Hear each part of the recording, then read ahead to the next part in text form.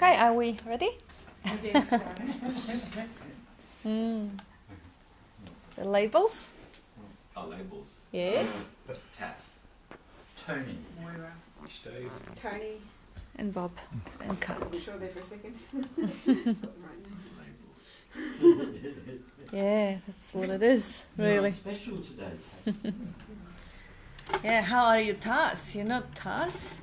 You are absolute mystery. You are total unknown. It's like you can't really say what you are, because to say what you are, you will have to be outside yourself to evaluate. So label is really kind of, it's simplifying, and it's convenient. I mean, gosh, wonderful. It makes the communication possible and makes it juicy also. Yes. But 100 billion cells call it a body. that's, yeah. Mm-hmm.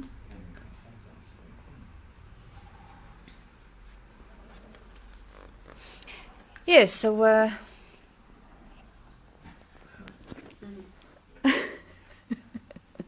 come on. Oh, Yeah, it's a muggy day. Everyone is kind of a little bit mugged. Not that, Fish bacteria. I'm Tess. No, I'm Tess. I'm Tess for the room. yeah, like at last meeting, everybody was Tony. Terry on the end of the line was Tony too. Yeah. Yes, so gosh, what do we start with? Who are we without the label? Because that's easy. Like it's very fashionable and popular. I don't know how about now, but it used to be to give yourself a spiritual name and change the name, because now you feel you are someone different or someone else. What does it really mean to be different? Like, what is it? What does actually change? Someone acquires new religion or new belief system, and they feel, I'm a new person now. Like, really, to actually look how the personality is changing all the time, regardless of a name. I have a friend, a very, very dear and loved friend of mine, who actually uses 3 names. And that's fair. I mean, gosh, with one lover, she was Eva. With another one, she was, well, I'm not going to be saying names. But why not? I mean, I used to learn how to write with the left hand and the right hand. And when I was having a diary as a teenager, I would give myself few names, because how different we are depending on the situation, how different persona we have in the relation with our boss or with our employee. Or what a different persona we have with children or adults or parents or spouses. And now I give myself a spiritual name, and what does it really change in my relationship with my mom? Nothing. So it is really just like putting a tattoo. Now, I want to remember something. I want to have it forever. It's similar sort of a joy. I mean, why not? I mean, gosh, everything is prejudiced against those people for some reason. I don't seem to watch them on YouTube. Oh, that would be quite difficult, because you don't even know which name is. Like, Kalyani wasn't born Kalyani. And I sort of suspected that. Really? yeah, they go, and it means something for them. It's emotional for them. It's why not? I mean, gosh, the label that your mother gave you, you pick yourself one that you like more. What's wrong with that? I met one woman, it was more of a way of dropping attachment to the current name. So it was like giving her as an exercise to just drop all attachment. And she was like, oh my God, when it came to the crunch, she really didn't want to change it, and she realised how attached she was to her name. So it was kind of interesting. It was supposed to be a dropping in that case. Yeah, also different communities, like Jewish communities. They get some sort of a spiritual ritual in which they change names. It's nothing wrong. It's absolutely nothing wrong with anything. It's really the people, they don't really do it. It's the persistent thought, emotionally charged thought, that does that whole thing. So if you don't add any meaning to it, well, why not? I mean, yeah. I was just, I know. Yeah, I get it. Yeah. No, yeah. Yeah, no, Call yourself yeah. what you want to. Well, So long as they don't take themselves seriously. Yeah. Too serious. Such a good point, yeah. any name or form is still only a Maya, isn't it? An illusion. Yeah, Bob, Sailor Bob is not his given name. It's, no, he wasn't born a sailor. He became sailor only at the age of 17. And it wasn't a spiritual name either. Not very spiritual at all, quite the contrary. They go to the fellowship where they, anonymous fellowship, where they only gave out first names. There was Geordie Bob, there was Menangatang Bob, there was Brighton Bob, there was Big Bob and Menangatang up in the middle, up in the melly. So being a sailor at the time, seaman at the time, I got sailor Bob. And then I started talking to others, only I was talking to druggies and alkies at the start. And they'd bring along people after a while and they would introduce me as Sailor Bob and the name stuck. So, what did Shakespeare say? What's in a name? When I'm trying to poke fun at names, I just call myself Plop, like online or something. It's going to be my username, Plop. Just let go of caring. So what Shakespeare said? What's in a name? Wasn't there a play? What's the name? Was it Shakespeare or somebody wrote a play? Yeah. Sounds like it. What's in a What's name? in a name? No other something or other. What's your name, sweetheart? A rose by any other name. Yeah. A rose by any other name would smell as sweet.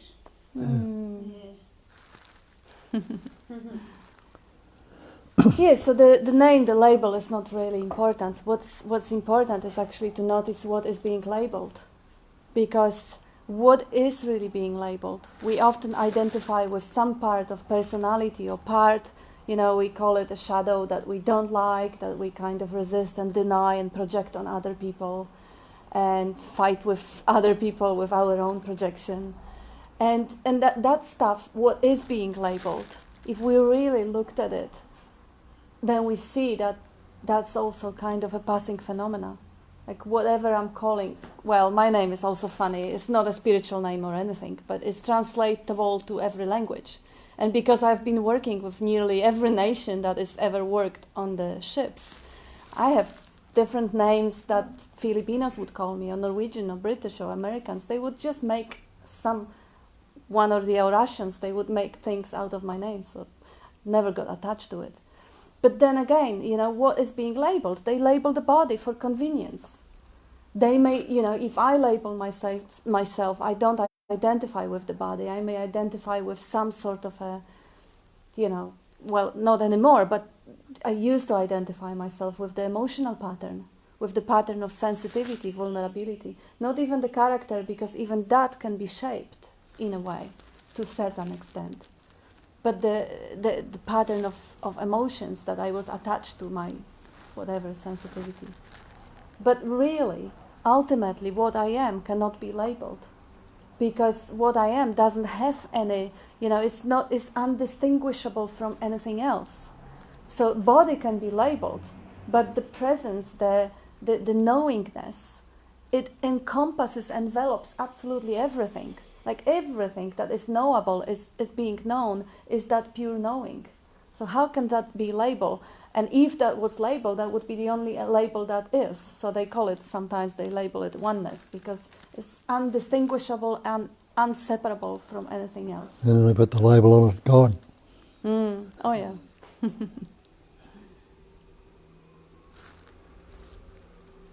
Yeah, and then they make image of God. And they create it so that's what labels do. They wonderful. They're great for convenience. Like the way you are often showing, the way we label that. That is the carpet. That is the chair. That is Moira. That is Taz. The thatness is being segregated, is being divided into a little section. That section is called carpet. Section of thatness is called carpet. That section of thatness is called chair. But it's all thatness, it's all that. And the label is actually separating little objects in that thatness, that we agreed that those objects are functionally separated according to the equipment that we are using to read out of the whole blob of the undistinguishable sensory experiences. Because only the learning actually allow us to distinguish between sounds and objects and everything, that the so-called conditioning. And we just recognise from that, if you understood it, that all separation and division comes from the word. label, the name. Yeah. Me and not me, good and bad, pleasant, bad, high and low.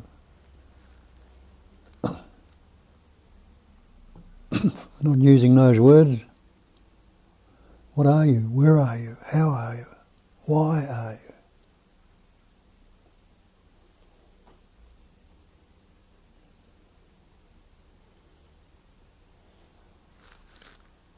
Looking at that, didn't it shut you up?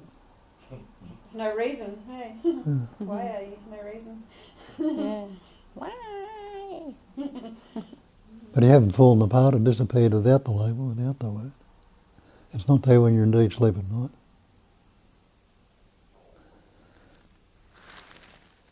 And it needs to be recognised or understood. Look into all the ancient texts right on the ball, I'll tell you. The answer's not in the mind, the word's not the thing. There's one, it's only the one essence, appearing, expressing as everything. Nothing good or bad, but thinking makes it so. All these things are pointing to that essence that can't be negated. Understand that. Can you negate yourself? If you can't negate the beingness, you must be.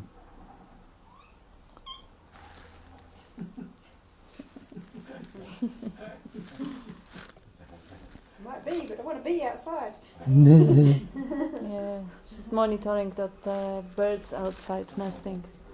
And they kind of flying very close to her, trying to scare her away. But she's a brave little kitty. She's not afraid at all.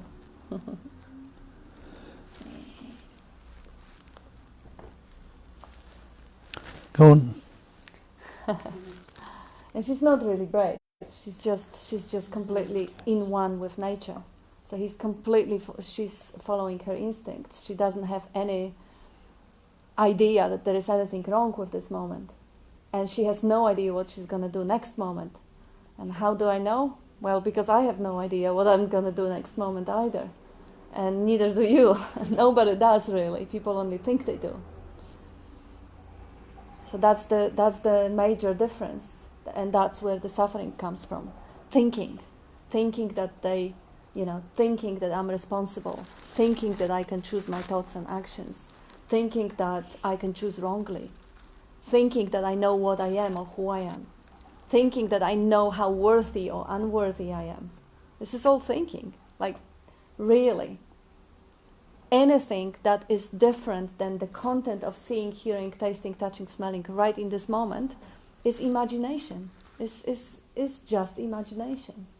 Like tomorrow is an imagination. My past is the imagination, self-definition, label, name. They're all coming from imagination. They're not the reality. And they are wonderful, they're functional. There's nothing wrong with them. But when they are completely embodied, like when I incarnate into that imaginary sort of a set of thoughts and parameters and mental image and start operating as a separate entity and relate everything to that separate entity, which I believe myself to be, then the simplicity of life is gone. Suddenly everything becomes much more complicated. Suddenly everything gets this flavor of I like it or I don't like it or I must do something about it, I must fix it, this is wrong. Everything becomes heavy. It becomes dramatic. It becomes personal. And this is not necessary. I mean, for some reason it seems to be necessary for some time, because if it wasn't necessary for some time, the freedom from it wouldn't be possible. So when this overlay on the life, like natural, spontaneous life, like cat watching the birds or whatever,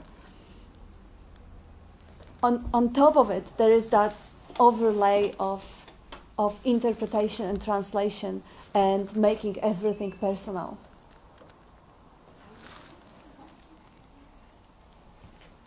And that's unnecessary, that's redundant. And that is to be recognized, and once it is recognized, it automatically loses its sting, because the process of recognition is initially the process of taking the life essence out of that mental image. The belief goes out of it. Suddenly, to be able to actually witness certain mental process, part of attention is in the witnessing. So the attention that was fueling that mental process is not fully fueling anymore. It's, hey.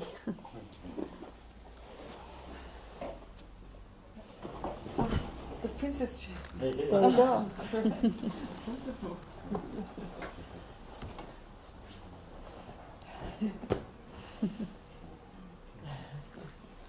Yeah, so we all on the same, always everything about nothing.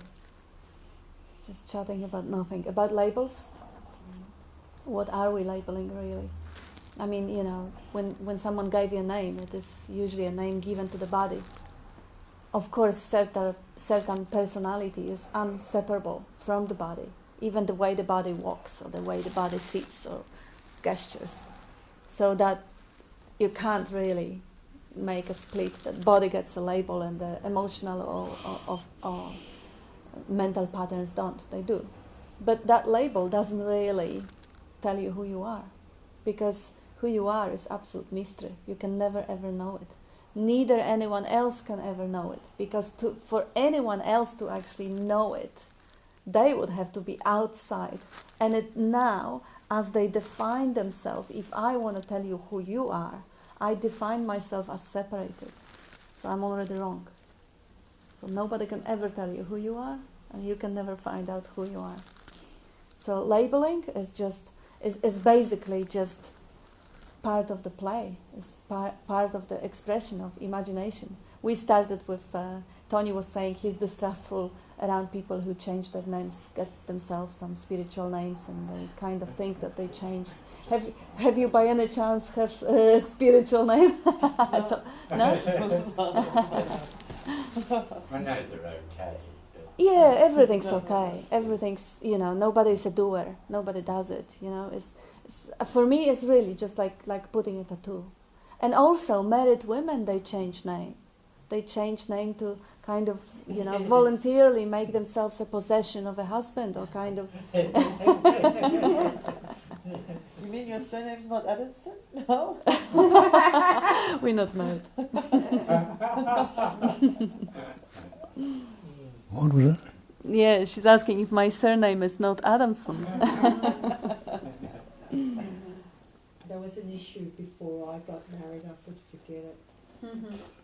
Ah, really? I actually had my ex-husband's name. It was a long, long time ago. But yeah. Mm. I did. I didn't really see it as... He wanted it, and it was... Well, it sounded easier to pronounce than my name. Sometimes they double up and split your stuff up. Apparently there's a wang holder. Mm. You know, it's just, the whole thing's just fun. Yeah. So what she said, where does that leave language? Yeah. A way of explaining or describing things, but is it the actuality? Is it the reality? She also said that the words lose their sting. Is that a fact? Try it out and see. You don't have to take any of this as a given. Question it yourself. That's how you get to it, by recognising what's being said is not the fact. The description can never be the described. The map can never be the territory. The word can never be the real. But they're very useful, and we use language and use words. But if you know that, are you going to be bound with the word? And see how we all are bound with the word until we recognise it. I'm not good enough, or I'm fearful, or I'm an angry person, or I'm a person, this, that and the other. We tie ourselves up with the word which is not the real, it's not the thing.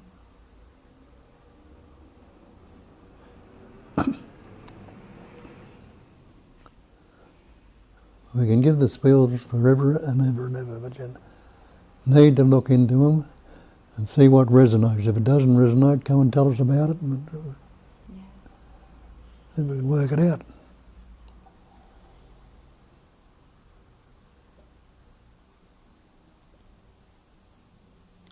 I heard a really helpful version of Ramana Maharshi. It's not his, it's thousands years old. But who am I question?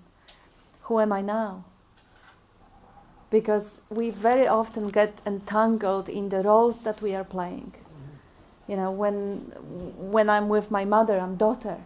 And of course there is a dynamic that actually keeps me, the pattern that keeps me there, that I can't be her mother or whatever. I mean, I'm not there anymore, but it very often happens. They say, if you want to check how enlightened you are, go and spend a weekend with your parents. That's so true. But basically, we are changing roles all the time. And actually asking yourself, who am I now, brings you back to the now. Like, okay, a moment ago, I was just an enemy of my vicious boss. But right now, how about now? Like waking up, moment to moment, who am I now? A moment ago, I was a lover. I was a woman. It was delicious. But now, how about now? Or, just that version that could be, rather than inquiring, who am I, and then, trying to find the answer, or not trying, just shutting down and just shutting up and listening to the silence that is the answer. But the question, who am I now, it kind of brings you out of the role, because very often we can recognize the role that we played just a moment ago from hindsight, and then, oh my gosh, what was that? And then, doesn't matter, leave it. How about now? Who am I now? So that's a sweet little trick. And I suppose who am I now is what is appearing now. Like what is appearing now. It now generally brings you to the now, so whatever is the content of the now. Yeah. So more neutral than who am I? What is? Yeah, what am I now? I actually like the what even more, because it doesn't suggest the human aspect. It's kind of more general than who. I get tripped up. I just have to go, what is there now? And not even put a position on there. That's what I mean. Fantastic. What is appearing now? Yeah, what is now? What is here now? Yeah, what is now? Yeah, whatever works. I mean, yeah, whatever works. The truth is, we can't even ask the questions because there is no us to ask it. There is no me to ask question. So those little things that Bob often gives in the spiel are kind of like a seeds, that little memes that he puts in your mind, that when the time comes, they may pop out and rescue you. Like, don't go there. Or what's wrong with right now if I don't think about it? Like, if there is a resonance and they kind of feel they take you home, then they naturally find home in you, and when necessary, they'll pop up. It's not that I can bring the thought and rescue myself, because there is no I to bring thought, and there is no myself to be rescued. But if those patterns, go away. Where are those cats? Lazy. I was chasing it, but it came to you now. Okay. But anyway, if this new pattern comes out, and if that is somehow anchored, then the very mind which we want to wake up from can actually be a help. It can bring out the helpful sort of pointers. So apart from waking up from all the thinking and realizing the thinking to be a Maya and to be whatever, the tool, and not the servant and not the master, that very mind can actually, if it anchors those few little memes, it can be helpful. It can relieve a lot of suffering. Like, I don't know who was it. That was the girl from Germany. She's testing what's wrong with right now if you don't think about it. She's testing it many, many times a day to find out when it doesn't work. Even the urge or the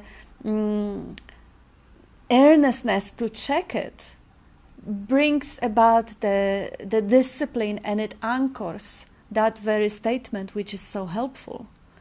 So this become a new habit. What's she asking? What's wrong with now? What's wrong with right now unless I think about it? You know, whatever the situation is, if you ask yourself, okay, but okay, what if I don't think about it? Let's say whatever, some near and dear one passed away or is dying of something very painful. But okay, but what's wrong if I don't think about it? Oh my God, a moment of relief. In the turmoil of a daily drama, a moment of catching a breath. So that little mental habit, even though it is still conceptual, it can bring a relief and it can start a new habit of being free from suffering, even for a moment. And those moments are... And one day she'll notice that the whole exercise is just spontaneous. Yeah, One day absolutely. she'll go, oh my God, that was just happening. It is spontaneous. Everything is One day spontaneous. she'll notice it maybe.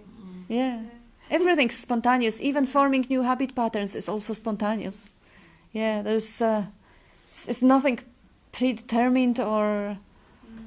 For me, it's been that question repeatedly, what is wrong with right now if I don't think about it, but further to that, it has me examining, well, who is the I that's doing the thinking in the first place? So who is the I that's perceiving that thing as a problem?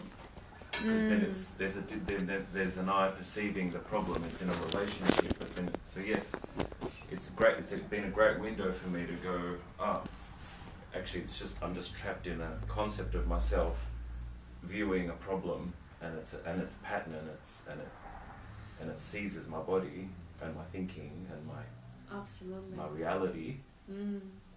But so the window at that point has been a great window. It's like, there's something beyond that, and then there's something beyond. There's something beyond. Absolutely.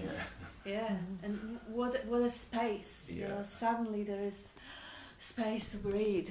Get a little bit of a break and just look at it in more kind of impersonal way. Yeah. Because now you're looking at the movie on the screen, you're not in it anymore.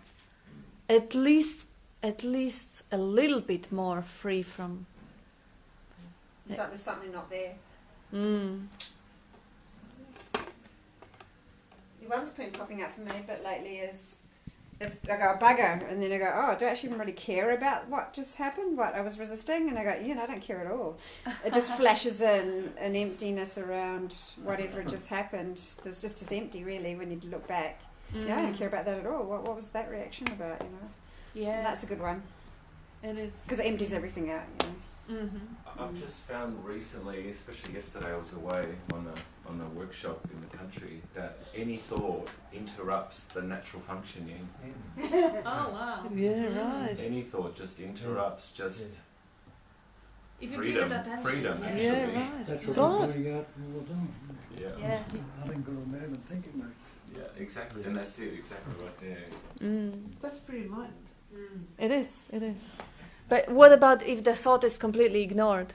It doesn't really bother you, then it doesn't matter. Yeah. So it's only when the attention goes in there and it is...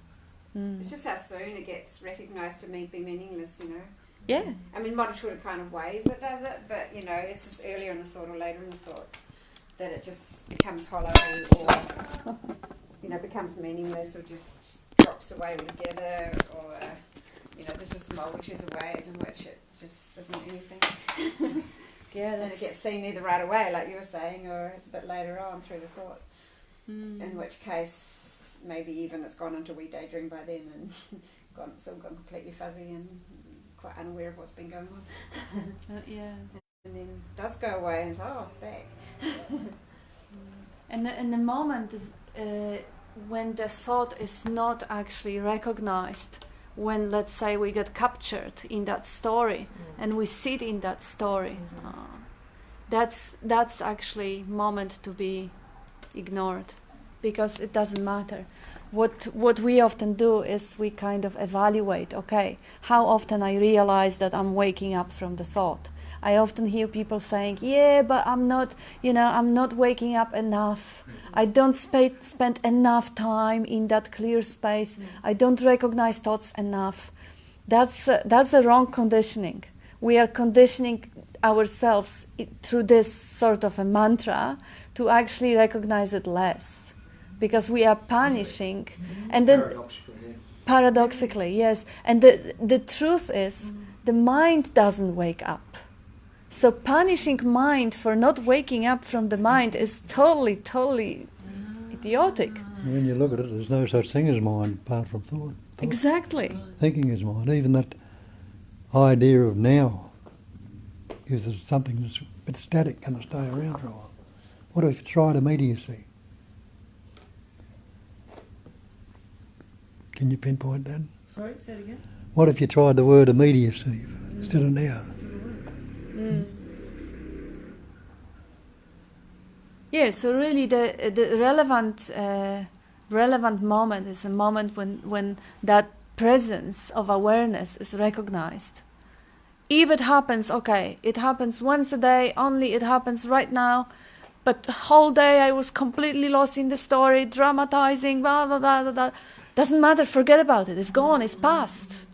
Right now, you're here. And this is the moment to be celebrated. If you start pondering upon the past now, you're gone in the mind again. The moment of awakening wasted is covered up with evaluation of what happened prior to it. It could show up in so many ways, because that time when Bob said the word immediacy, it flashed into me what was just before he said the word immediacy, and there was nothing there. So that did it, you know. And you just never know what's going to do it, what tiny moment is going to, you know. Yeah. And then you can see hundreds of valuations coming in or not, you know. And that's great, because then you're seeing that stuff. That's great. Yeah.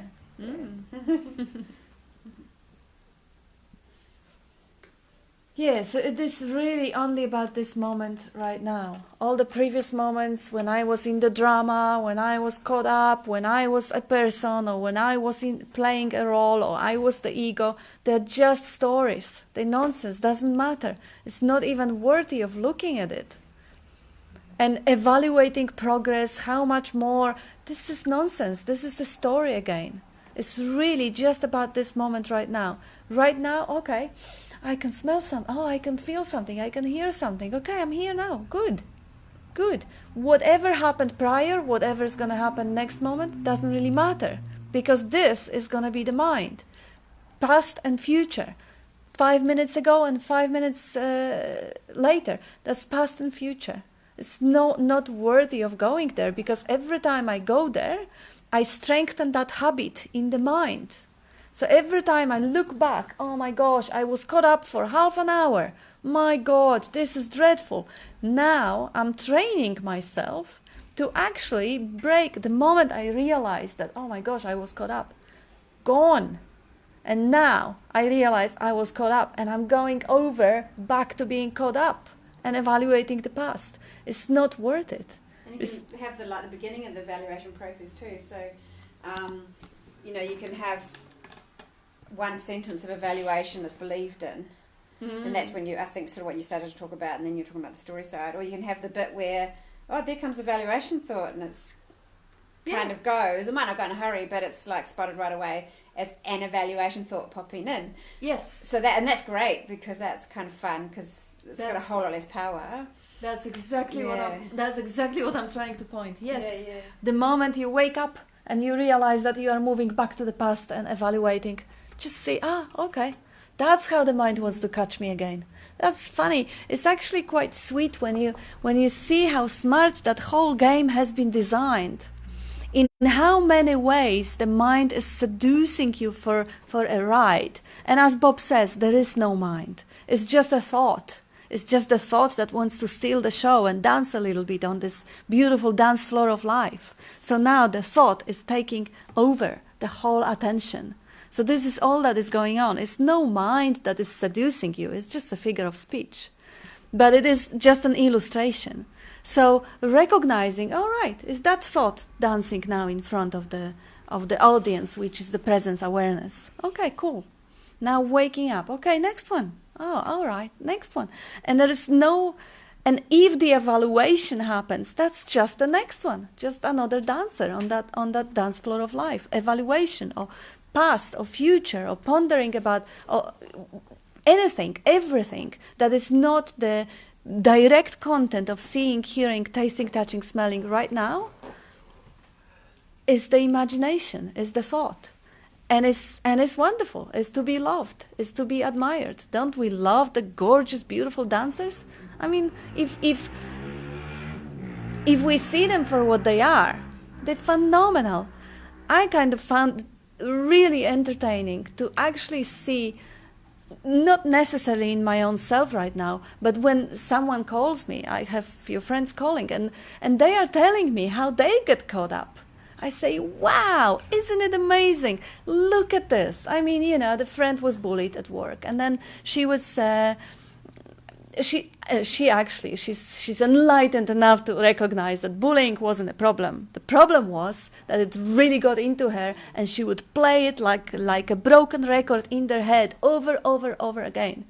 So those ways how the mind or the thought is taking you for the ride, you look at this and see how smart, how brilliant. How brilliant. I mean, those are almost like living creatures. They want that attention too. Everything wants to live. So when you see them this way, you don't resist them. You don't hate them. You don't want to suppress them. You don't want to kill them. You don't want to get rid of them. You don't want to sedate them. Because she was also, for lifelong, she was sedating herself with alcohol and drugs because she couldn't stand the noise in the head. She wanted quiet there. But when you see them for what they are, you don't really need to do anything about them. You just watch the dancer, like, woo. Watching. Nobody's watching. But you're right, yeah, absolutely. But still, the presence of awareness, the knowingness is knowing. So there is a knowingness about that dance. Not particular person or particular viewpoint or witness situated anywhere. Totally unlocated knowingness. But the thing is that presence is always there anyway, so yeah. I don't even look at it as getting caught up because it really doesn't matter because there's no one there getting caught up anyway. Mm-hmm. So just whatever. So exactly. So exactly. You know. And you don't even worry about being or not being caught up because it's just this moment and it's precious. It'll never be the same again. Boundless. Yeah. And in that way of evaluating situation, if there is nobody to be caught up, if that is understood, then of course there is no suffering anymore. Even if the thought takes a show and dance of the thought of bullying or whatever goes for an hour or 2 hours, if there is no one who takes it personally and who wants it to go away, there's no problem at all. Let them be. No boundary between caught-upness and non-caught-upness. That's right. Yeah, there's no one to be caught up, really. That's again the figure of speech. In truth, there is no person who is caught up in the thought. It's just the screen and the thought. I mean, even the screen and the thought are just one and the same because the thought is a dynamic aspect of the same one essence. But really, if that is recognized, there is no problem. The idea that there should be no thoughts or there should be quiet is just another idea. It doesn't have to be this way. It's just what is as it is. Just as you say, there's nobody to be caught up, there's nobody to watch it. It's just this moment as it is. Whatever is the content of the moment, whatever are the sound in the moment, or whatever sounds or whatever thoughts.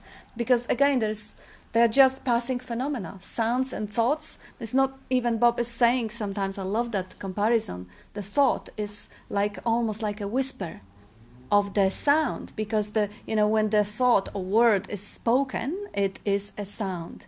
But when it's not spoken, when it's kind of only just da-da-da in the head, it's like a whisper. It's almost like a silent sound. So that's what thinking is. What's the difference? I can't choose the sounds. I can't choose the thoughts. They're just passing phenomena, and they're content of this moment. So just as much as the content of the sounds are noticed, the same way the content of the silent sounds, which are thoughts, are noticed. There's nobody who gets caught up. There's nobody who say, I don't want it. I want a quiet. I want a different thoughts, happy thoughts. There's nobody there. Well, this is the way I should be. This should be how I react to stuff. So if I get really crabby and in a bad mood, big deal. It's not even it doesn't matter. Yeah, absolutely. Absolutely. Quite the contrary. We've got this whole concept of you how can we should enjoy your react to anger. stuff. And that's it, we've got this concept which we've reinforced day in, day out, the rest of life. And everybody around us is reinforcing these concepts also. So it's a seeming habit. And somebody's come along and tell you, there's no one to have this habit. It's hard to grasp onto a start. That's why it needs to be looked at continually by yourself and see. How real is the word? How real is the sensation? Even when it's labelled fear, anger and all the rest of it, where did you get that label from? What people around you tell us is anger, you were angry or you're fearful.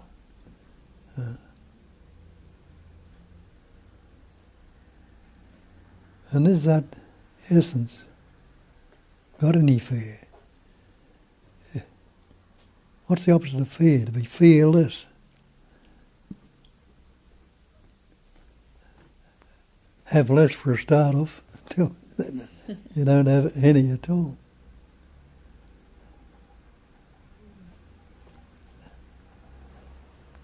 And we'll still use the label. As soon as we get the label, we've lost all our thing of seeing everything as it is, because we immediately go to the label. Why? Out of habit. Everybody around us is doing it habitually. And that's what I say, if you start to settle out of it yourself, you can be sucked back in when you go outside and people tell you this, that and the other. But after a while, stabilising in what your natural state is, nobody can say, knock you off at the bird. Nobody at all. Whether you're seemingly saying the wrong thing, thinking or feeling what you might call the wrong thing, you know the changeless background is ever fresh and ever new and always and ever present. And you are that.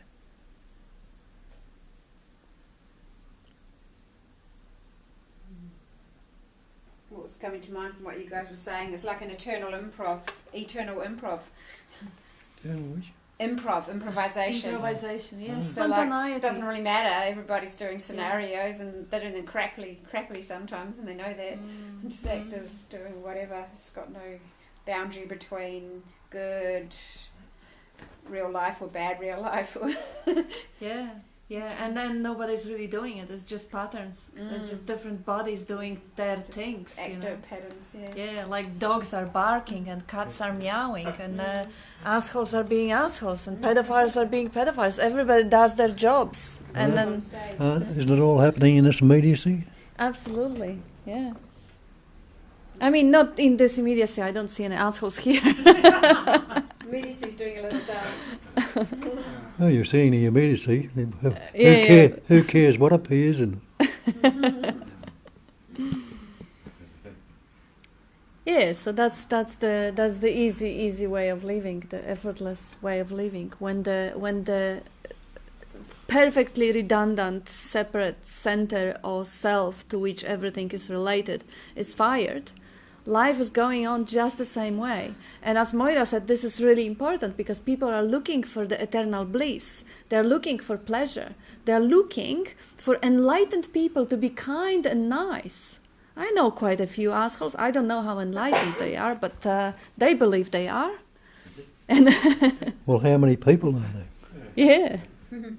Yeah, how many people do you know? None. There is, and exactly this is the point. There is just a shell of the body and life essence expressing through whatever is available. If someone is the dog, it will bark. If someone is an asshole, it will stay the asshole. Whether the ego has been questioned or it is believed or it isn't believed. Like people are often talking about these big gurus that had sexual scandals all around them, or a collection of Rolls Royces or whatever they had. Like, how come, enlightened? He should be a superhuman. He should be super kind. He should be a superior morality and only loving and never getting angry. Nonsense. There's nobody there to be superior. There's nobody there to be blissful or to be moral. So if the posture is of the dog, they will bark because that's what nature designed them for. And what do I care? They're not in my backyard, so do what they like.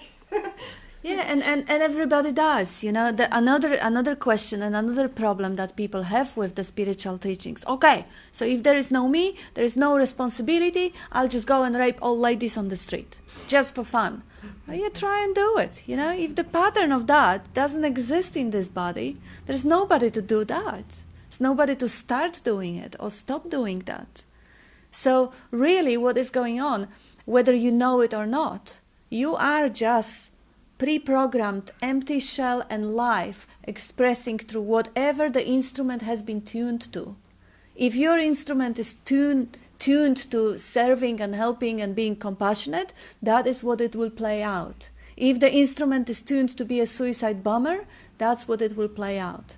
Whether you believe that there is an ego to question or there is no ego to question, doesn't matter, because that's just a belief. Ego is not a fact. It has never been real. It's only a belief, just like Santa Claus or God or angels or whatever. So if I believe I have an ego, okay, or I believe the natural or whatever, raw food diet is better than vegan or whatever, who cares? Who cares about thoughts that are appearing in that whatever? I mean, ultimately, everyone is that already. The carpet is that. The chair is that. The most egoistic, narcissistic asshole is that. Until he's not. But it can't be not, because everything's that. But what I'm saying is that it's, you know, by trapping it, by, you know, I suppose I like what you're talking about, because it's almost like there's a natural design in everything, and I have whatever my natural design is will just function the way it wants to function. Just as it always did. That's, yeah. But does it mean, like, if a suicide bomber walked past me, does it mean that mine will jump and stop it? You might. Totally. You might. Yeah, You absolutely. don't know. Because when you're saying about teachers, spiritual teachers, it didn't happen to me, but I dobbed in a monk that behaved as a sexual predator, and I just did it. Wow. Not to the police, because it wasn't, it was overage, but I still went to, because I just did. Yeah. You are moved to do that. Yeah. Wonderful. And I don't, you know. Yeah. Wonderful. And even the people who have thoughts come up that, oh, if I don't have any holds barred, you know, I worry that this monster will come out of me, you know, and that's just another thought. Like, I've never had a thought like that in my life, and I don't have the thought that those thoughts are going to turn up. That doesn't matter, they're just thought. Yeah. Otherwise you're setting up resistance. Yeah. Yeah.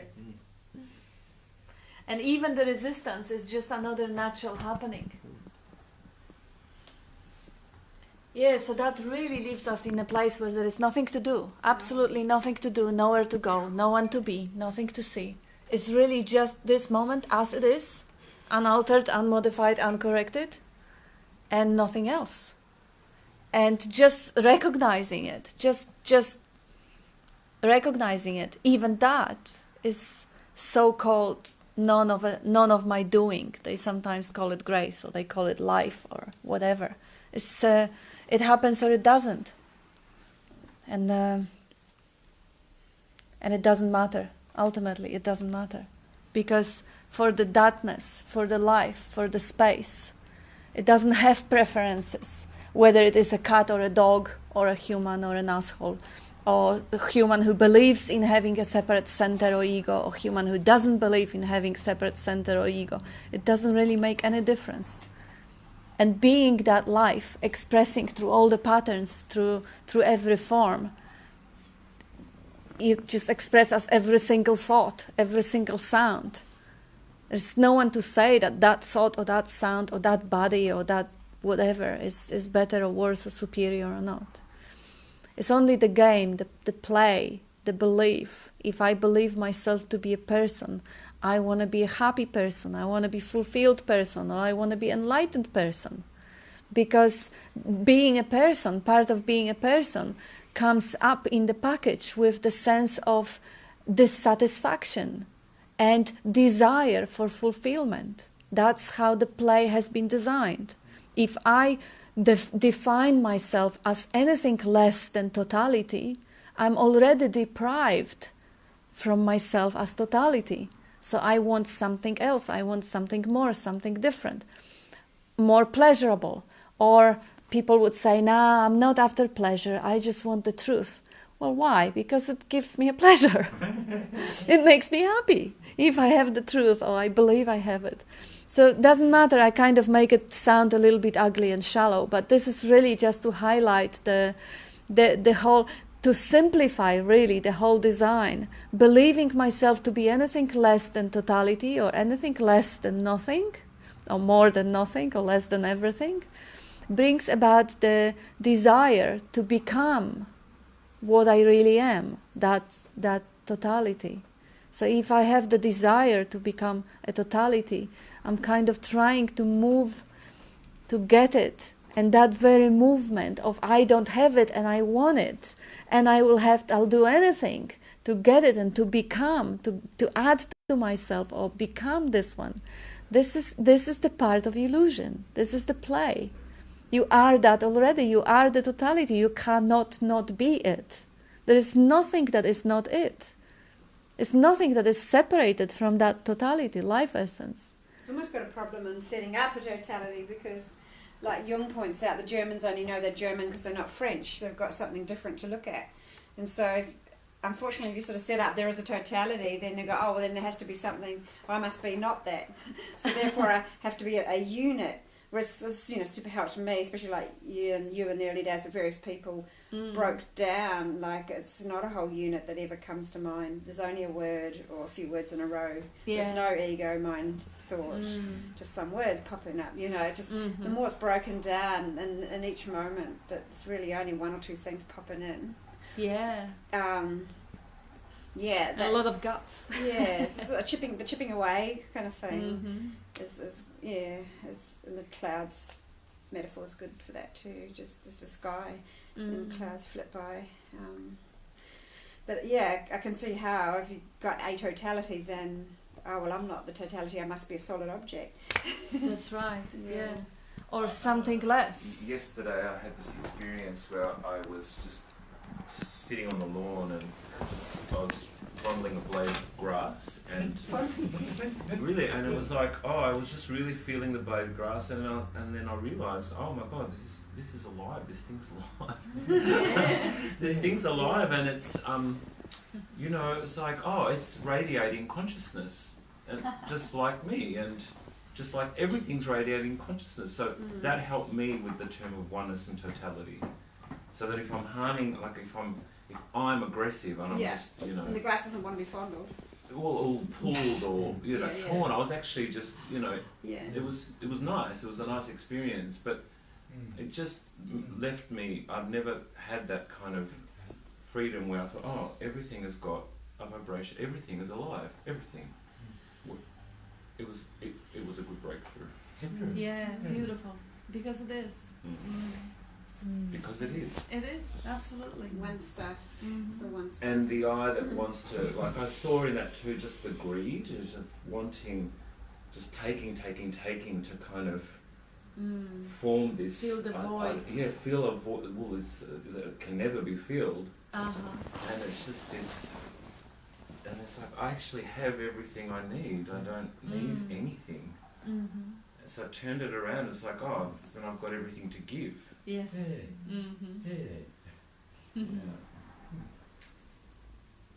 Back to the teachers that, so then, like what you realised yesterday, how can you ever then go out and harm? And I know the word harm is a concept. Yeah. There is no... And that's why I just think people that have this understanding, how do you then go out and...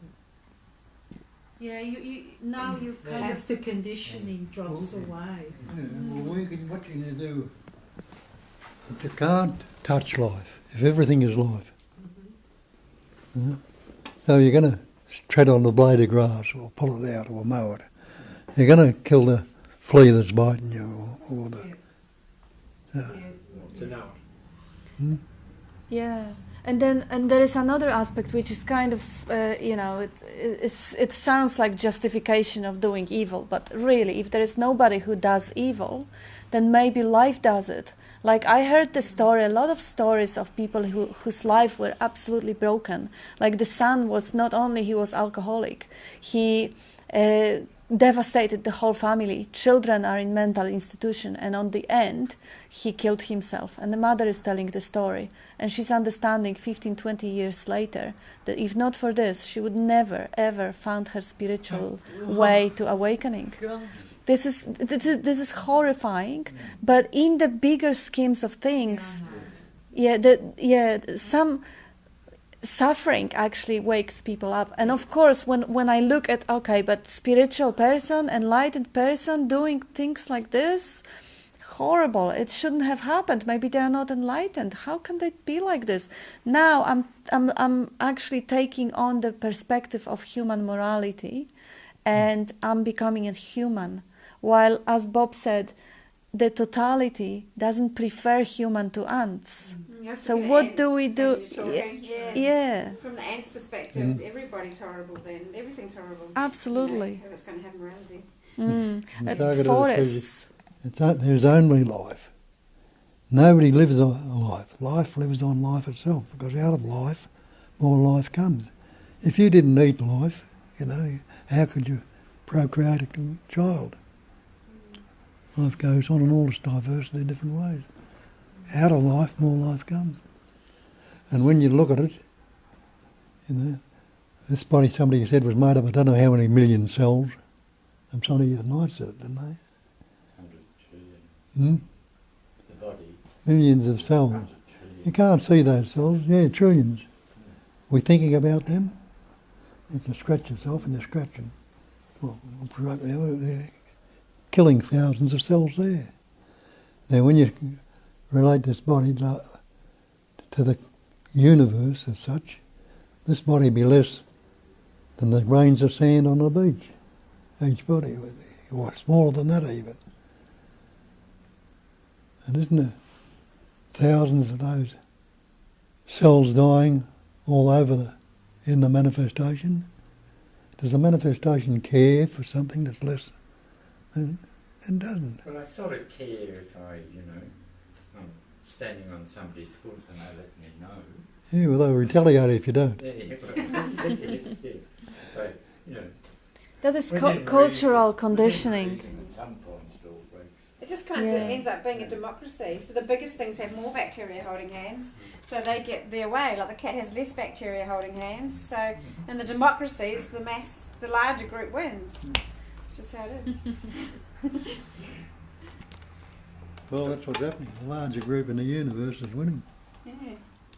There does seem to be an aggression in the human species that doesn't necessarily appear in... just an aggression. And why? I think because of the thinking. Yes, self-centeredness, self-centeredness, self-will, the ego. That's it. But sense of apparently... separation. Fear. Apparently, the science has investigated over the centuries and eons since the beginning of humanity. The level of aggression is massively going down. We are much less aggressive than we were 300-600 years ago or 1,000 years ago, where women were burned at stake for being pretty because somebody else would say she was having an affair with devil or whatever. And the wars that were happening between the tribes, they were so much more like right now, you don't even have to lock your door and you probably get away with not getting raped all your life and not getting someone breaking to your house all your life. And you go on the street and there are millions of people walking and nobody's aggressive, nobody's hostile. There are situations, but now we are looking from this perspective, from this lifetime. And in my lifetime, it seems like it's better because I was growing up in a country when there was a lot of movement against the regime when I was younger. It feels like, we are again relating to our lifetime and our perspective that yes, we are so vicious, we are so ugly and we are so aggressive. Comparing to what? Comparing to humans 1,000 years ago? No, comparing to ants. Okay, right. Yeah, but humans... It's the media as well. Yes. You're right what you're saying, because sometimes when I've been, say, walking the dog and you're near the curb and I've often thought, any car can just deliberately, if they're a psycho, just decide to run me over. And I think, and people don't, because most people don't do stuff like that. Yeah. It's only, really. So what you're saying is true. It's Yeah. interesting, yeah.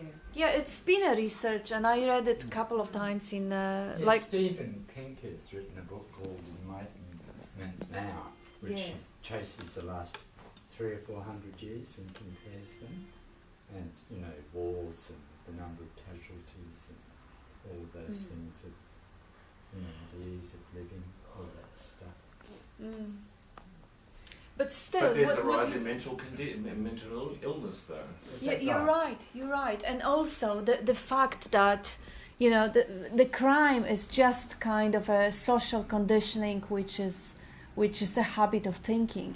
The socialization is basically giving us the way to think, the morality. And of course, the altruistic thoughts are more popular because they will kind of procreate in the society better, or extrovert thoughts, or whatever. There's certain dynamics going on in the pattern of thinking that shape the society. It's almost like thinking has its own way to evolve, and certain thoughts are more successful than other thoughts.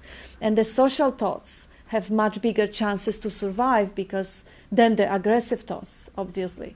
But as you say, yes, there is a lot of suffering, there is a lot of mental illness. It seems like languages are growing. We get more and more words. We are creating more and more words, more and more language. So there is more and more noise in the head.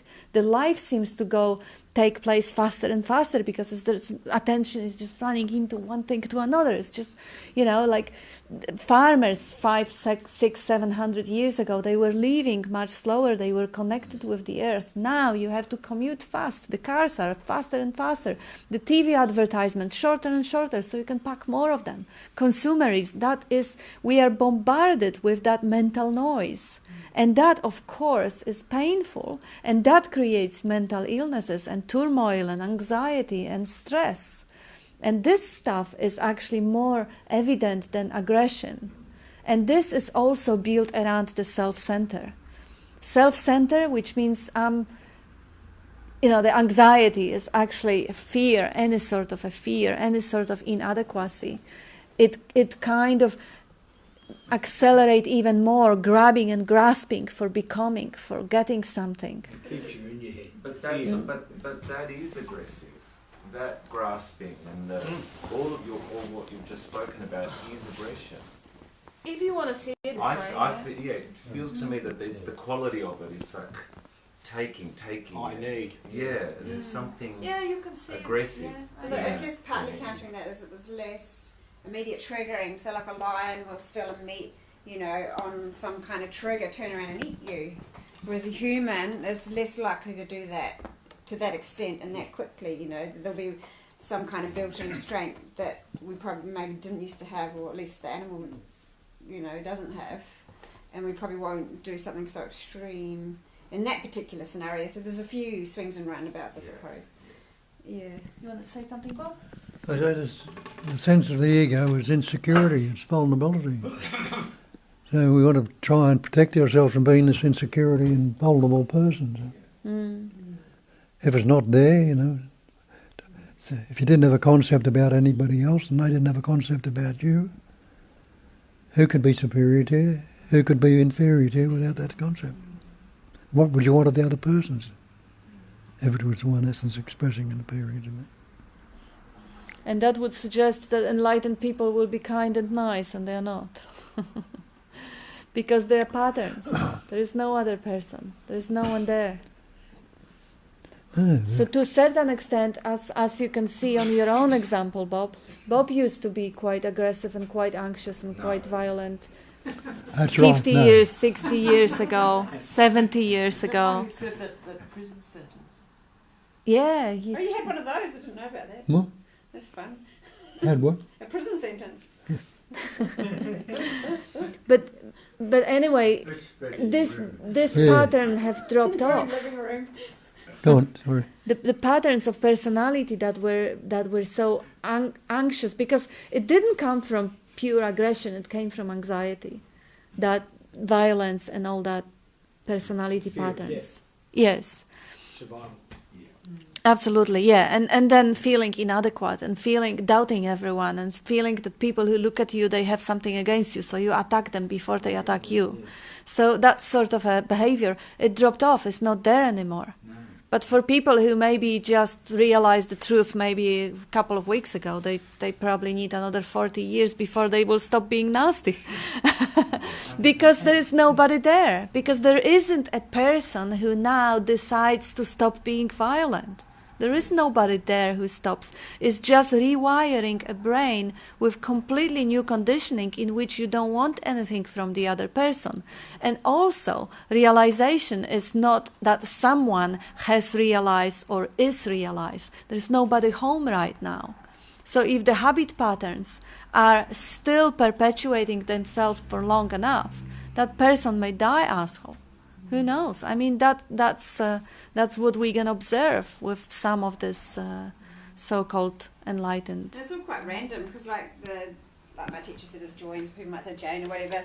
You know, they go along sweeping the pavement so that they don't step on any creatures. But someone from another practice might spend their money on great spiritual teachers who awaken people more. So they both could be contributing to less violence.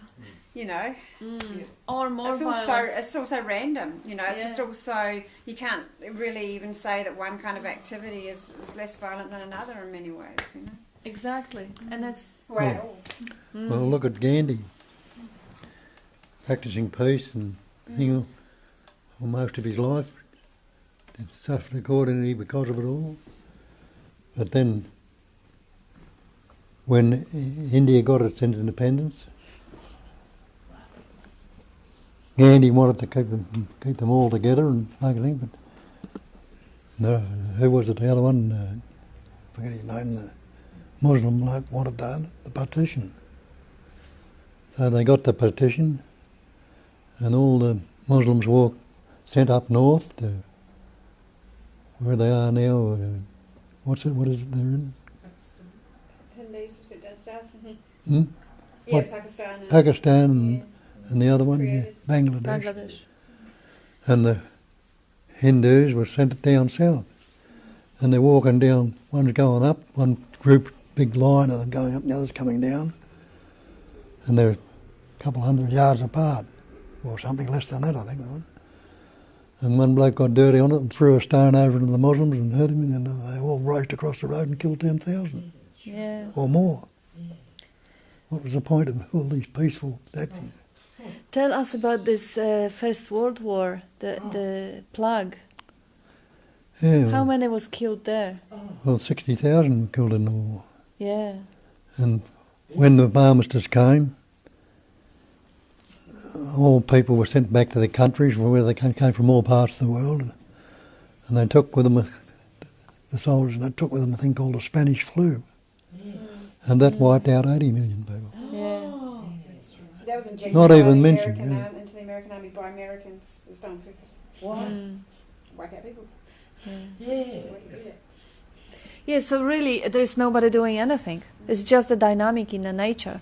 Like I remember when I was younger, I was studying some other teachings that were saying that really everything is the sum of the environmental influences. You could even say, you could even read the stars or whatever.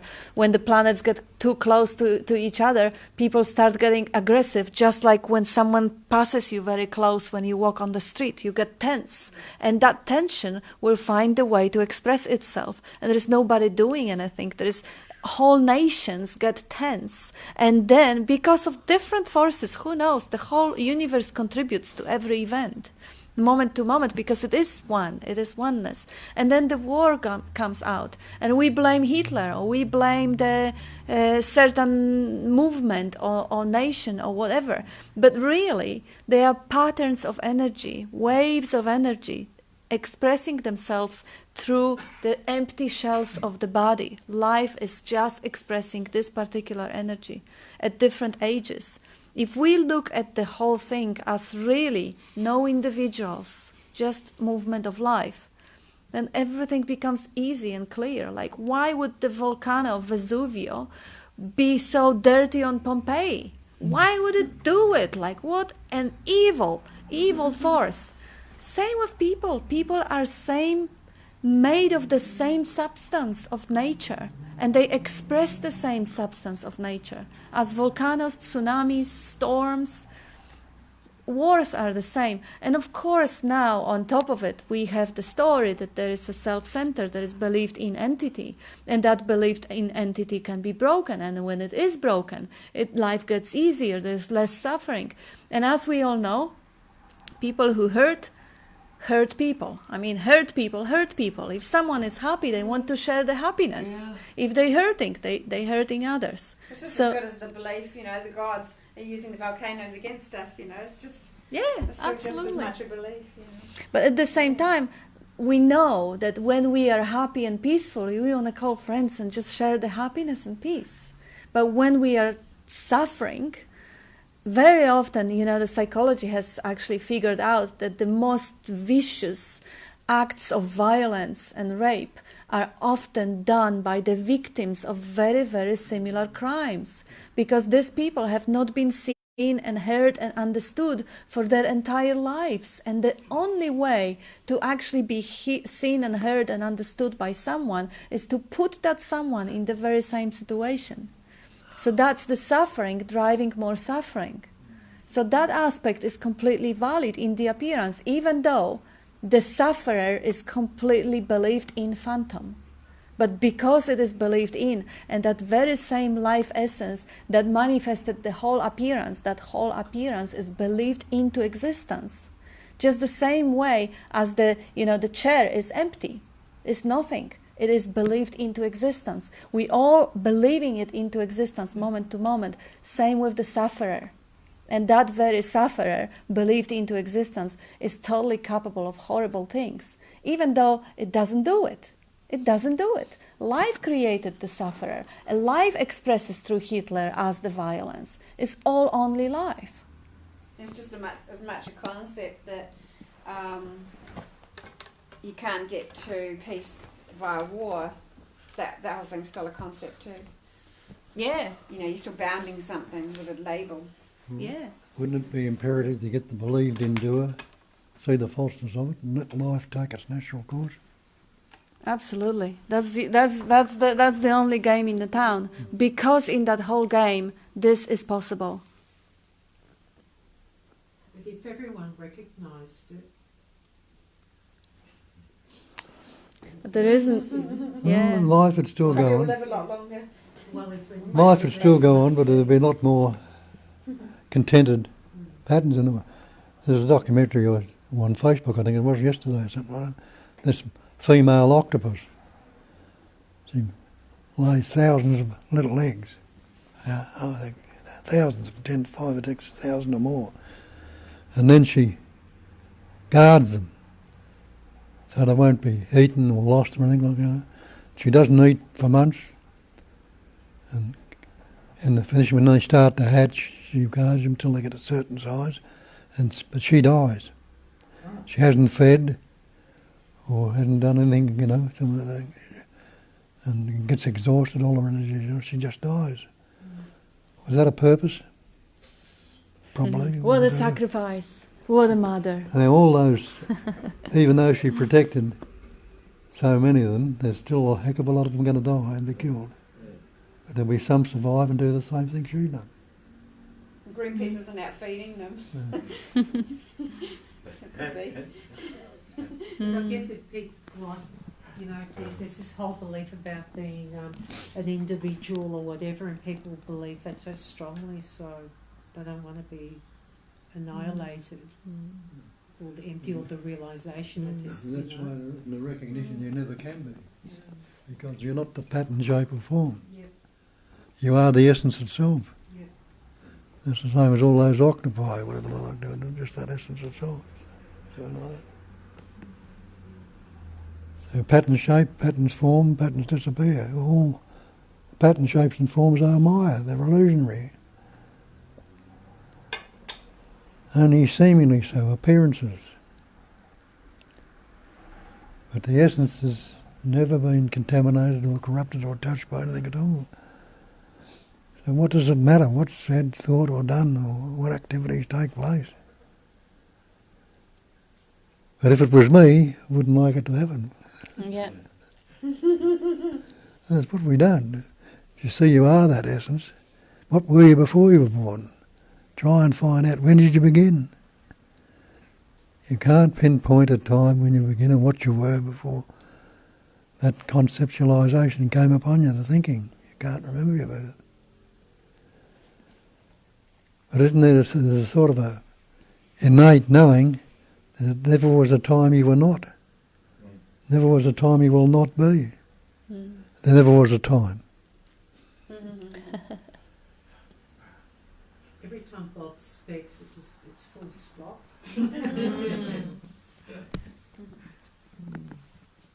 It's nice to kind of pause in those moments for a while.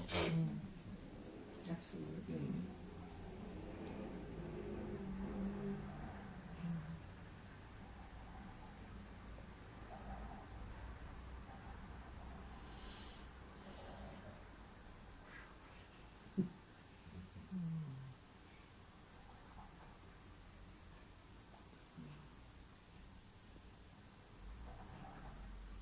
Better press the play button again. What is it? Better press the play button again.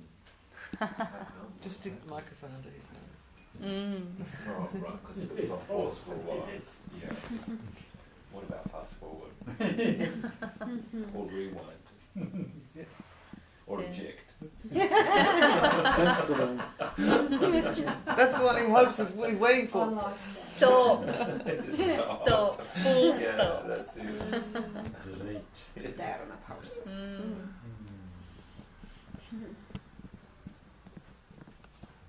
Yeah, so that's the life without the relative point or self-center.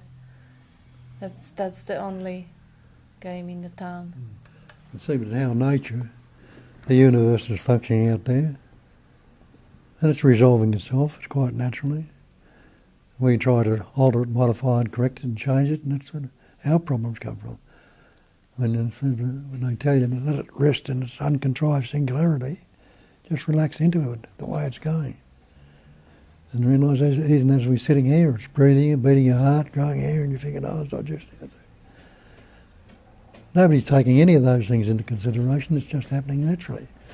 But when it comes to the thinking, oh, I don't like that, or what do they think of me, and blah, blah, blah. So Shakespeare says nothing either good or bad, but thinking makes it so. And thinking is a spontaneous functioning too.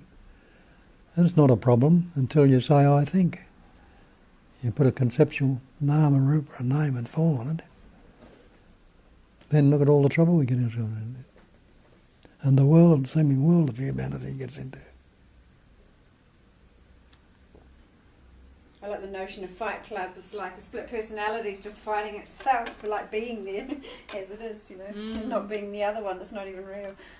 You know, what can you do about it? It's already there. Yeah. And every conflict is also a conflict between two thoughts, really. Sometimes more than two, but just thoughts. Like what else can be in conflict? Yeah. And that's how it goes. Good, bad, pleasant, painful, happy, sad. Swing from one end of the pendulum to the other and you're in trouble. Leave it rest in its equilibrium in the middle. Yeah.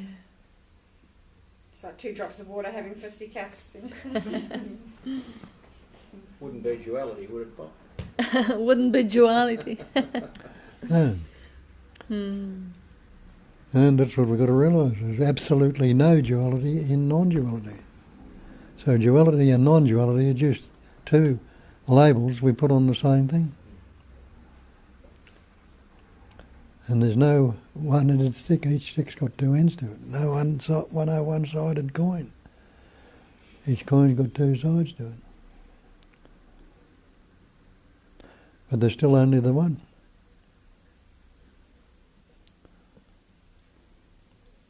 You read one about, I think it's like one wave, you know, saying, why are you sitting up there higher than me? What are you trying to prove, you know? It's the ocean talking. Yeah, all conflict is conceptual, is only in the head. So Just going back to the non-conceptual awareness and to the fact that there is no separate self. Even if it seems like there is something to relate to, there isn't. So it is just believed into existence. So if that's what the universe or the totality, which is what I am, wants to experience right now, well, let's enjoy it. Okay, there is a self-center, there is a me that is resisting something. Okay, that's the show that I am playing right now. This moment will never be the same again. If that's what on the channel, and I can't change the channel because there is no me, let's enjoy it. I mean, to even see the movement of resistance is fascinating. It's incredible to actually see the whole play for what it is. The play of thought, the play of desire, the movement to become or to add to myself or to run away from something. All those movements are incredible, are just what a show. So to see them for what they are, and of course nobody's seeing them, because if there was a me looking, then I would suggest, okay, let's look who is looking. But it's just a knowing of it. Ultimately, the unlocated, all-pervading knowing, pure knowing, which is called awareness. That's why they call it awareness, because it's about knowing. So there is an awareness of that content, of that resistance, or that me center, or wanting to stop it, or wanting to get something, or whatever is the content, whatever is currently playing. The volcano is exploding, or the anger is exploding, or there is a sadness, or there is a flood of tears, or whatever is the content. That's what the totality is playing out right now for its own amazement. So let's be amazed. It is, and if not the amazement, that may be some sort of a pattern that is unavailable at this moment. But all the turmoil is witnessed from its opposite, from the peace and silence. So whatever is happening in the content is known as a content, is known from its background. And I am that background. I am that silent knowing, aware of the turmoil, of the grabbing, wanting to become, or resisting, or whatever is happening. If the happening is the ego that I believe to existence, that I believe is real, yeah, right. I'm watching that believed in entity from this emptiness of screen, the awareness of presence from the being. If you can't enjoy the Muppets, you might as well enjoy the two guys commenting on the Muppets. Yeah, whatever is possible to enjoy, and if the joy is not available, that's fine too. It doesn't have to be completely, it's constantly changing. It's ever fresh. If the joy is not available, there is pure knowing, pure, completely neutral knowing. Sometimes this knowing becomes pretty blissful, especially if it doesn't really waste the attention. It's not wasted in the details of the story. Look at Steve. I've been staring at I am all night. Knock a couple of letters off. That's Miami. But he's got the Actually, yes. I like it. Yeah. AMI. And I was looking at it, and I also saw only I am, because from the perspective that Bob and I are looking, it's just I am. Cool. Yeah, there you go. Black out the outside ones. Life is a beach.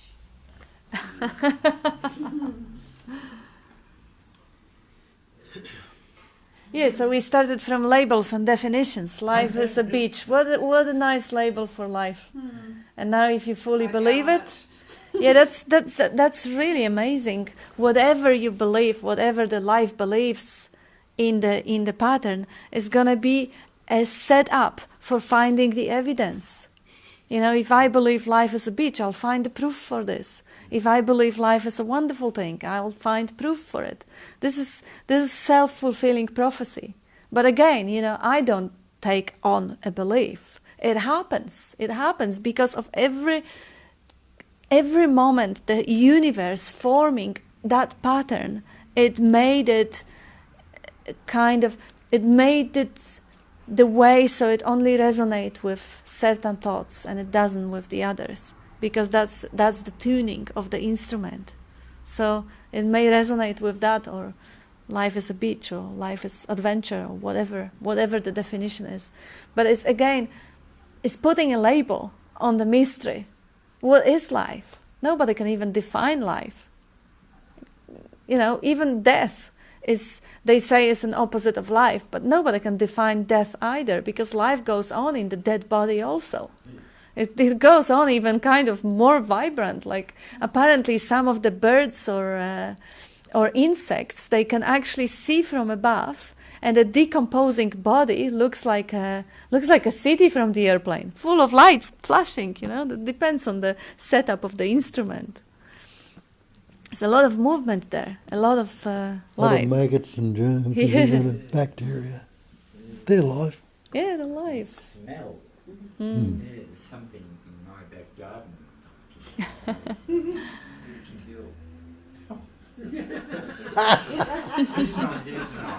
Right, you've all these people. I see what you're doing. I didn't have it very often, but I just had a slight frustrated thought around, like, it just seems like millions of times it's got to be seen through, like millions of times. And it just goes straight back all the time. And but then because of that long discussion we had last time, was it on Tuesday? There's a lot of discussion with the people who get frustrated that, and generally, and during that one I wasn't frustrated because I said so many times that. But yeah, thanks to that big discussion we had, we just turn up here because we do. Life turns up here, and then sometimes these big discussions really do, negate a frustrated thought, just like that, It's kind of cool. Yeah, it is. Yeah.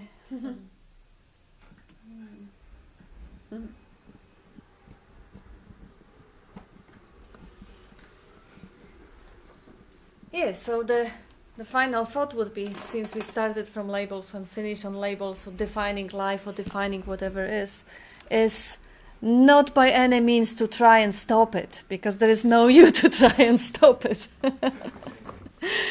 But just to recognize them for what they are, Labels are fantastic. I mean, gosh, even playing with them. I mean, I had for probably quite a while the tendency or the habit to actually contradict every judgment that would come up. Like, oh, what a horrible day. No, that's You're not what I Libra, want. are you? Yeah, it was just for fun. It was just to actually, when you question thought and take up the opposite and see how true the opposite can be, it is not to choose the better one. It is to see them both as just options, just thoughts, and throw them to the rubbish. You don't need the better definition or worse definition. It's like self-esteem. If you have low self-esteem, now you're going to have high self-esteem. We don't need the esteem at all. Throw it to the rubbish. You nothing. Why would you need esteem? Or why would you need the definition for what is life? This is a mystery. Just savor it. Just discover it moment to moment, fresh and new. Why to put the boundary or label on it? Why limit it in any ways? But again, you're not doing it. The labels may pop up because of the conditioning, because of the habit patterns. But then labels are just part of the content. Let's say the anger of volcano is exploding, and then the label comes up, oh, volcano exploding, I don't like it. That's just part of the content. And that as a content, it is just passing phenomena. It's nothing to get attached or get too fussy about. It's just something that shows up, something that plays out right at this moment. And still, I'm the stillness, I'm the screen, I'm the awareness. So we started from labels, and we can end up on labels and enjoy the labels. And you can see more and more how unhappy the people are who, as you get unstuck from things, you just see more and more how unhappy the people who are stuck in all those things really are. Just small things really bug them that would once have bugged me and don't bug me so much anymore or at all. You have the example? Millions of them, but I can just one. Show details. I've really thought about this. I flash in an image what I learnt, and then I move on. And I think that's why I have to go back to actually even be able to come up with any and re-look at the material. But essentially. Yeah, examples are good because it kind of brings the context. It's just made me realise the way I take in information is so fast because I don't stay long enough to take in any details at all. But anyway, but I mean, you could take a soap opera and you see, these people are stewing about this particular aspect. Thank God, that one never bothers me anymore. Or I don't know, one might be. But give us example from the soap opera. Okay, say somebody claims a part of the house you're sharing with other people. They claim this shelf or that shelf. You know, one That's stage that was a fantastic. huge deal, and then now if you just don't care whatsoever, it's like wow. And then you see other people caring about all these little things, and you go, wow, isn't it just so nice when some of that moves on? Beautiful. Now we are all on the same page as you, and it's totally appreciated. You're right. Those little things that used to bug us, like the ownership of things, or the self-importance, or what they think about life me. Life is so difficult if it's not easy to do this A, B, and C in this way. How difficult life's going to be. How am I going to cope if I can't, walk to the bathroom and do this over there? Yeah. Because that was my thing was had to have a big conditioning around it's too hard, it's all too hard. It's all exhausting and it's just too hard, everything's too hard, wait and start, it's going to be way too hard. And so those little, doing anything and doing things in particular ways were just so rigid, And many people still have some of those things and it's like, wow. Isn't it so nice when you don't care about especially with the shoulds and shouldn'ts, people shouldn't hurt others, or people shouldn't eat meat, or people shouldn't. Yeah, Robin's got big ones on show. He said he's brought up a lot of shoulds. Yeah, that's the thing for him. It's not such one for me, but but certainly too hard and too easy. Oof. And then if there's nobody there, who is there to should or shouldn't do anything? It's life doing everything, so there's nobody there who has any saying about anything. So it's uncompromising. Values and morals. Imagine being stuck with that lot.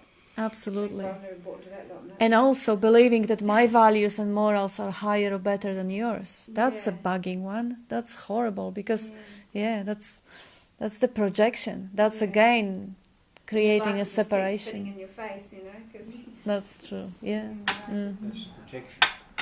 Yeah, and that's just a habit, really. That's just. Yeah, so life is just what it is. Time's up. Yeah, time is up. Yeah, thank you very much. Thank you.